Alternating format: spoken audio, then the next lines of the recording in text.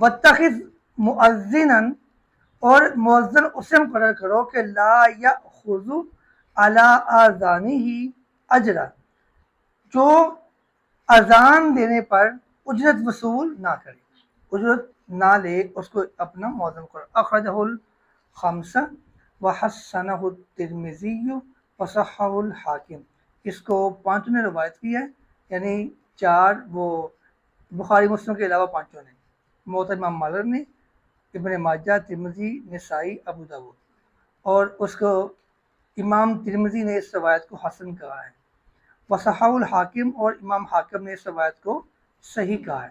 اب غور کیجیے ایک بات پہ، ایک صحابی اللہ کے پیغمبر کے پاس آتے ہیں، آ کے وہ کہتے ہیں کہ مجھے آپ کوئی عہدہ دیں۔ کیا دیں؟ عہدہ۔ وہاں اللہ کے پیغمبر صاف کہتے ہیں کہ جو عہدہ مانگتا ہے ہم اس کو عہدہ نہیں دیتے، ٹھیک۔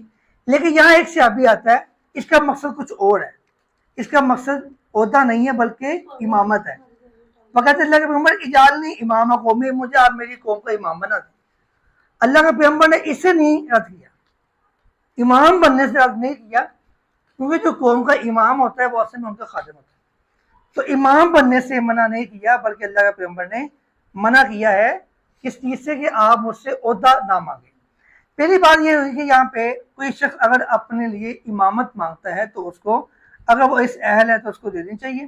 دوسرا اس میں مسئلہ ہم نے یہ سیکھا تھا کہ کمزور لوگ جو پیچھے نماز پڑھتے ہیں ان کا خاص خیال رکھنا چاہیے، نماز کو ہمیں زیادہ لمبا نہیں کرنا چاہیے۔ اور تیسری چیز تھی، کیا مؤذن اذان دینے کی اجرت وصول کر سکتے ہیں؟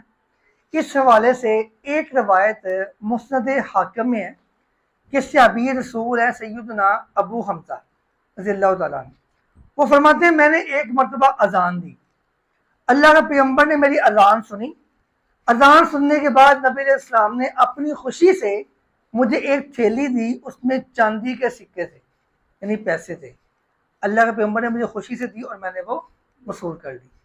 تو اس کا مطلب ہے اذان کی اجرت طے کرنا منع ہے، اذان کی اجرت طے کرنا منع ہے، اذان کی اجرت طے کرنا جائز نہیں ہے۔